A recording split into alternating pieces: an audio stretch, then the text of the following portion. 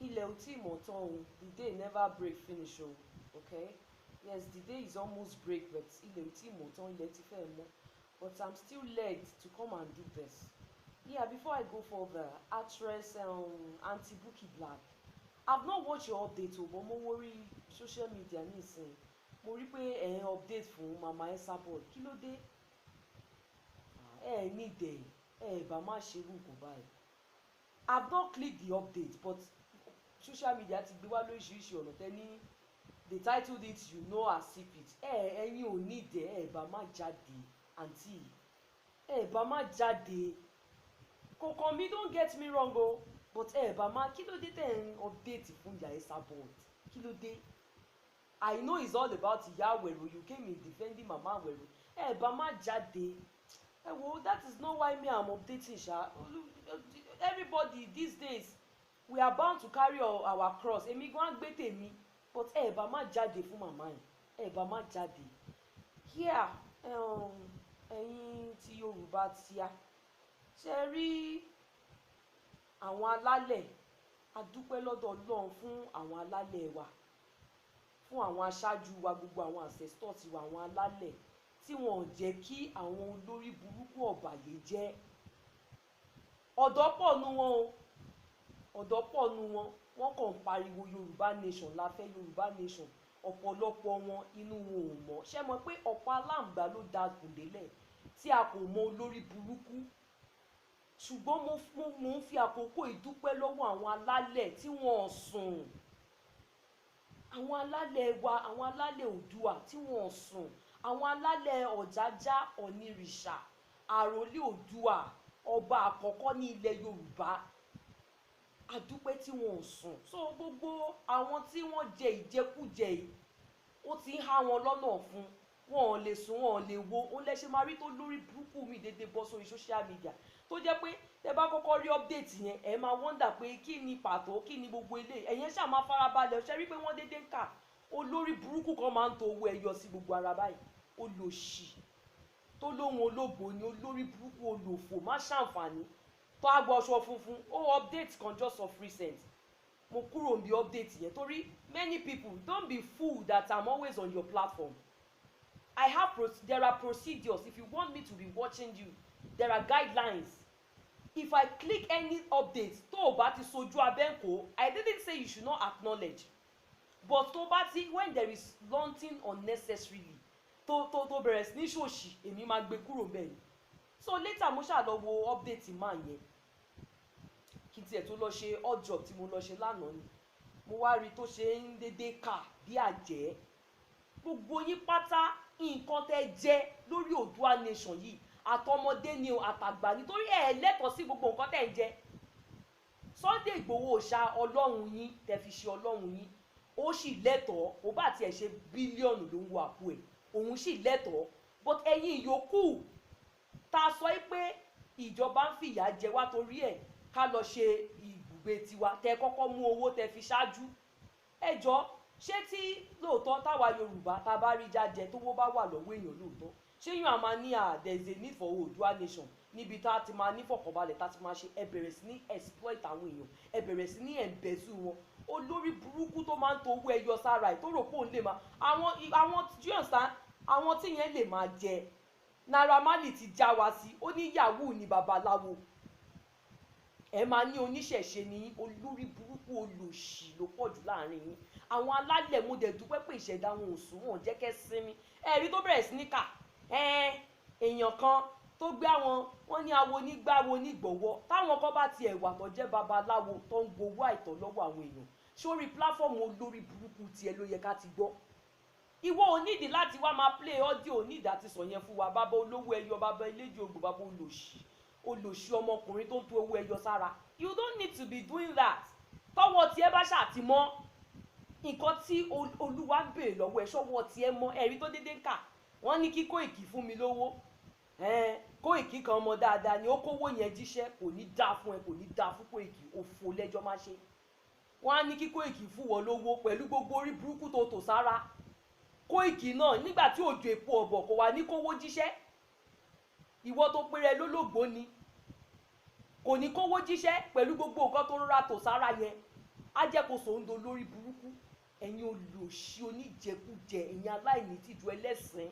Kì í tún wá ṣe yẹn nìkan o, nígbà tó dọ́gbọ́n ló bá bẹ̀rẹ̀ ọ̀rọ̀ Sunday Igboho yìí, ẹni tó bá nínú ẹ̀ dùn sí onítàn gbogbo nǹkan tó bá ní tó bá da ló máa dàrú. Ìwọ gan lórí burúkú tó ti lè fẹ́nu ẹnu ara ẹ̀ pekú, torí Dáfídì sọ fún ọkùnrin náà nínú Báíbù pé ìwọ ló fẹ́nu ara ẹ̀ pekú tó sọ pé ẹni àmì òróró Ọlọ́run, ìwọ ló slọ́tà ẹ̀, ẹsẹ̀kẹsẹ̀ ní Dáfídì ṣàpà.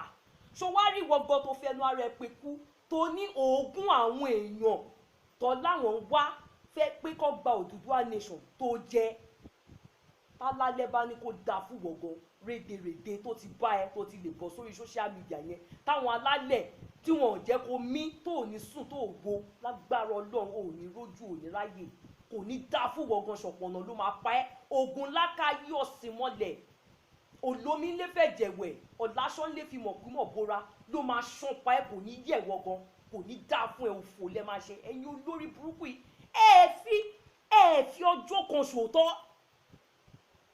ẹ wá pariwo káàkiri bí ọ̀bọ gbogbo yín, Ìbà Gani Adams o, Ìbà Gani Adams o, ó wojú ọba ó ṣe lẹ́nu ọjọ́ mẹ́ta yìí tí wọ́n ní wọ́n ń pàrédì news yẹn nípa Olúwo tó ní pé òun máa fa Ìgbòho Òòṣà lọ́wọ́ lọ sí Aso Rock ṣe gbogbo ẹ̀ tí òun ṣe ẹni ẹlẹ́ni ló sọ bẹ́ẹ̀, àmọ́ bí tí news yẹn ti jáde bóyá ọba wa Kàbíyèsí o, bóyá ọba wa Olúwo náà ló sọ, gbogbo yín bọ́ síta. Olórí burúkú àkọ́dọ̀ ọ̀rọ̀ àríkòkò ló kọ́kọ́ bọ́ síta, indirect ṣe tó wá disrespect ọba tó ní kí ni ẹ̀yin tẹ́ ń ja ẹ̀ṣẹ́, tẹ́ ń yọ ẹ̀ṣẹ́ sáwọn ọba ẹgbẹ́ yín. Ṣóbìnrin wa ni kó máa yọ ẹ̀ṣẹ́ sí? You said all sort of things about ọba Olúwo pé irú ẹ̀kọ́ alẹ́ ní ìgbéraga, ẹ̀yin èèyàn rádaràda tó jẹ́ pé àwọn tó ń ṣiṣẹ́ ń diaspora ló ń bọ́ yín. Àwọn tẹ́ gbà kọ́ máa bọ́ yín yẹn ṣe rò pé wọ́n ní lárí jù yín lọ ni. You don't disrespect anybody. It's just like kó gbà kémi máa bọ́ ẹ, kó gbà kí máa bọ́ ẹ ńsìn tó yẹ kó lọ ṣiṣẹ́ kí n tún ṣẹ̀ṣẹ̀ máa fowó ránṣẹ́ sí ẹ. Orí pórí burúkú ti bá rí èèyàn bẹ́ẹ̀, ẹ lè ṣoríire. Àtàwọn tó tún ra agitate fún yín náà tó wà diaspora, wọ́n tún gbowó lọ́wọ́ ẹgbẹ́ wọn, wọn ò ní jí kùtù. Èmi ní ìsìn mo ṣì ń lọ ibiṣẹ́ lẹ́yìn, but after today because of Iléyá alọ́lidé the rest of the week, today is Sunday now, the rest of the week ó tún di next Sunday ká tó wọlé, but this particular day as a teacher mo máa resume láàárọ̀ síbi iṣẹ́. So gbogbo owó ata owó yọ̀ tẹ́lẹ̀ lọ wá ṣẹ́ṣe tí ẹ̀ jẹ́ good example. Wọ́n sọ wọ́n gbé ṣe oyin kan wá fún ìwọ ló lè ṣiṣẹ́ Yorùbá, ọwọ́ ṣẹ́ Yorùbá ṣòro ṣe, ṣùgbọ́n owó Yorùbá ṣòro ná. Ìwọ lórí burúkú olòṣì tó ń towó ẹyọ sára. Àwọn alálẹ̀ wa wọn ò ní jẹ́ kó sinmi, lágbára Ọlọ́run ò ní rójú. Lọ́lá ibà Ọ̀rúnmìlà, ibà àgbọn mèrègún, ò ní rójú. Gbogbo yín àṣírí máa ṣiṣẹ́ tó ti ń bá yín yẹn fẹ́ ṣiṣẹ́. Àwa ló rò pé o lè gbé mọ́ra, òun play audio kan, àwọn kan gbá àwọn èèyàn kan, ṣèbí èèyàn kan ó dáa. Ìwọ tó ń sunkún tó ní kó hàtì tó níwọ̀n gbóyin wá, ṣé rálì yẹn kí lẹ tún fẹ́? Àlọ́ lórí burúkú lẹ́yìn ọmọ Yorùbá, ṣé rálì yẹn ò wá successful? Kí lèèyàn oyin wo ló fẹ́ tàwọn èèyàn pa? Tó ní wọ́n gbá ẹ, kí ló fi gbá ẹ? Téèyàn bá lòun máa gbóyin wá tọ́lọ́ ń gbọ̀nà ọ̀bòmíì tí gbogbo ẹ̀ lọ tó ṣe déédéé, o tún wá ń sin owó. Kí ẹjọ́ kí ilẹ̀ wá ń fẹ́ gangan? Ṣebí kí rálì wá successful náà ni? Àní problem ẹ̀yin Yorùbá nìyẹn. Ọba Ọ̀jájá the second Kábíyèsí Ọ̀nìrìṣà wọ́n tún gba Aso Rock lọ, àwọn tí wọ́n tún gba Senate lọ l'Àbújá. Gbogbo àwọn tí ò yẹ kí màá yí wojú ẹ̀ ni wọ́n wojú ẹ̀ torí ẹ̀yin olórí burúkú. Ìgbà tí Ọ̀jájá ń bá wọn sọ̀rọ̀ ojú gbà mí tí, torí Ọ̀jájá tẹ̀ sí wọn lójú yamayama ni, bó tiẹ̀ jẹ́ pé English ló sọ pé èwo nu yín lọ bí dákó lọ sí local government. Àwa abọ́ náà lẹ máa ń tì síwájú pé inú bí àwọn ọ̀dọ́ yìí. Ẹ fún àwọn pípù yìí, ẹ fún àwọn àgbààgbà wa láyé. Wọn ò sẹ́ pé kẹ́yìn ọ̀dọ́ má ṣe tiyín, wọn ò ní kẹ́ má béèrè fún ojú, wọn ò ní kẹ́ má béèrè fẹ́tọ̀ yín. But èrò tẹ bá ní pé ẹ fẹ́ kí gbogbo nǹkan da, a Rome was not built in a day. Ẹ lọ́pọlọ. Àtàwọn tó láwọn kàwé inú yín yàtọ̀ sí gbogbo, ẹ ṣáà fẹ́ kí gbogbo ẹ̀ kó ṣẹlẹ̀ lọ́jọ́ kan. Pẹ̀lú gbogbo nǹkan tó jàjà lọ tó lọ ṣe yẹn, ẹ fi ibi ṣú ni. Kò sẹ́ni tó tiẹ̀ gbárùn kò sí ẹni tó tiẹ̀ máa kópa lórí yẹn pé bàbá ìtráyò kẹ́ ẹ̀ encourage wọn kọ́ lè ṣe dìímọ̀. Then I've spotted àwa ikú bàbá yéye náà tó ń sọ̀rọ̀ fún oníròyìn tó bẹ̀rẹ̀ sí ní ka gbogbo ẹ̀ pé lóòótọ́ ni ìjàmbá ń ṣe ìlú yìí ó tó ń rán àwọn agbénipa Fúlàní tó ń wá tó ń ṣe gbogbo ẹ̀. Bàbá yẹn sọ̀rọ̀ ilẹ̀kùn tí wọ́n ń gbèjà àwọn ọmọ Yorùbá páwọn ti kọ lẹ́tà láìmọye ìgbà sí Àbújá kìíní kan pé ìjọba Buhari ò ṣe nǹkan kan, kí ilẹ̀ tún fẹ́ káwọn bàbá yìí ṣe. Lẹ́nu ọjọ́ mẹ́ta yìí olórí burúkú àkọ́dọ̀ ọ̀rọ̀ àríkòkò ọ̀pọ̀lọpọ̀ èèyàn ló jáde kí Ìgbòho Òòṣà má dán Olúwo lóhùn kò gbọ́dọ̀ bá ṣe àfẹ́mí náà ni ẹ ti Ìgbòho Òòṣà yín ẹ ti pa àwọn tẹ́tú sì máa ti pa láàrin yín ò tiẹ̀ kan wá ẹ lọ mú Ìgbòho Òòṣà yín kẹ́ máa jẹ́ ẹ má rò pé gbọ́n bẹ́ẹ̀ ṣe ń gba wájú lẹ̀ ń gbẹ̀yìn kí lẹ wá ń fẹ́ gan ẹ̀yin kan náà tẹ̀lé lẹ́yìn ìgbà tẹ̀ síra tẹ̀ rò pé yẹ̀yẹ́ Olúwo ọba Olúwo ẹ̀yin kan lẹ́ẹ̀ tí wàá pariwo Ìbà Gani Adams àní inú yín ò da olórí burúkú nìyí kì í ṣe pé bóyá ẹ fi àlàáfíà láyọ̀ ayé yín ti bàjẹ́ ọ̀pọ̀lọpọ̀ yín tó ti yé yín dẹ̀ lè tó àwọn pípù yìí àwọn Ìbà Gani Adams gbogbo kì í ṣọ̀rọ̀ tẹnu lè tó wọn ègún jà yín téèyàn bá ti wà Bíbélì ló sọ ó ní give honour to whom honour is due tẹ bá ti ní ìbàjẹ́ àwọn àgbààgbà ilẹ̀ máa ṣe láìṣẹ̀ láìrò ẹ̀yin náà ẹ wo nǹkan tó ṣẹlẹ̀ lẹ́kọ̀ọ́ bẹ́ẹ̀ ṣe ti ba Èkó jẹ́ tó wọn ò fẹ́ kẹ́ wá sẹ́kọ̀ọ́ ta lórí ti yín rò àlò lórí burúkú ni yín kọmíṣánná ó sọ̀rọ̀ ilẹ̀kùn pé central place ní gbogbo West Africa Èkó ni anything tó bá ṣẹlẹ̀ lẹ́kọ̀ọ́ ó máa affect gbogbo West Africa ni gbogbo àwọn jàmbá tó dẹ̀ ti ṣẹlẹ̀ látijọ́ yìí wọ́n ní àsìkò yẹn lẹ́yìn fẹ́ wá ṣe rálì ló ṣe dàbí ẹni pé kì í ṣe pàwọn ní kẹ́ má béèrè fún ẹ̀tọ́ yín ẹ jọ̀ọ́ ẹ wo bí everything ṣe lọ déédéé tẹ́ẹ̀dẹ̀ ti bà wọ́n jẹ́ MC Olúọmọ tí ò rí ti yín rò Tinubu tí ò rí ti yín rò mo tún gbọ́ lórí pílátífọ́ọ̀mù àáfàá yín kan tán ní tí yẹn bẹ̀rẹ̀ sí ní bẹ Daddy Tinubu pé gbogbo nǹkan tó sọ ń pọ́nmọ ò jẹ́ nǹkan kan má wò yẹn kó dànù wọ́n bá yín bẹ̀bẹ̀ ẹ máa gapá ìgbéraga yín yẹn tó ń ṣíwájú ìparun òun ló máa pa olórí burúkú yín ẹ̀yin tó jẹ́ pé ẹ̀yin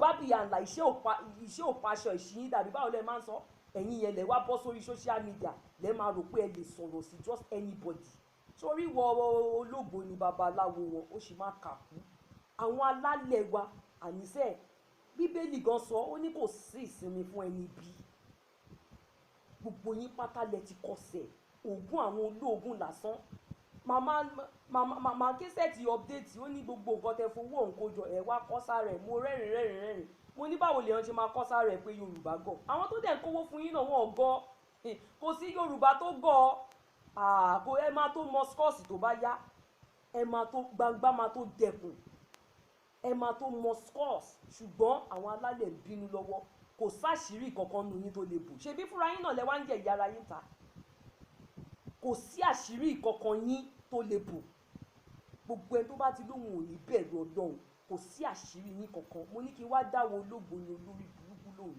ìwọ kọ́ ló ṣẹ̀ṣẹ̀ máa sọ fún wa pé òun tó àṣírí àwọn babaláwo ẹgbẹ́ ẹ̀ jẹ́ kọ́wọ́ tiẹ̀ mọ́ ọwọ́ ẹ̀ ò dẹ̀ mọ́ ẹ̀yin olòṣì ẹ̀dá ẹ̀yin játijàti ẹ̀yin olóòórùn ìkan ògbé kan ẹ̀yin tó yẹ kẹ́ lọ ṣánkú dànù ẹ̀yin lẹ̀ ń bọ́ ọba ètò sáré bá Ìbà Gani Adams lẹ́mú bẹ ẹnu ẹ̀yin olòṣì olórí burúkú ẹ máa bá rèdèrèdè yín kiri àṣẹ ni òfò yín kó máa tẹ̀lé yín káàkiri èmi ò rán ìyá láyà yín èmi ò rán olórí burúkú yín iṣẹ́ mọ̀ pé mi ò ń ṣe olòṣì bíi ti yín ẹ̀yin olòṣì tẹ́tí sọ àwọn tó ń ṣe ìṣẹ̀ṣe tó jẹ́ pé wọ́n da nídìí ìṣẹ̀ṣe tẹ́tí sọ wọ́n lẹ́nu ẹ̀yin rádaràda ẹ̀yin nǹkan ògbé kan ó wá bọ́ sórí social media ìwọ náà ṣé mọ̀ pé olúkálukú ló ní ká ló ṣì lólúkálukú anybody ló lè ṣòṣì ibi tó bá wà tó ṣe òkọ èyí tó bá bí ìdánù yín ìjọba tí mú ni mọ́ọ̀gùn lọ́rọ̀ ṣé orí ìwọ Sunday Igboho tó ń ṣàlàyé ní interview kan nígbà tó kìbọn ní mo ká dé gègègègègègègègè ìbọn ṣàkàbùlà tó kì gègègègè ìgbà táwọn DSS dé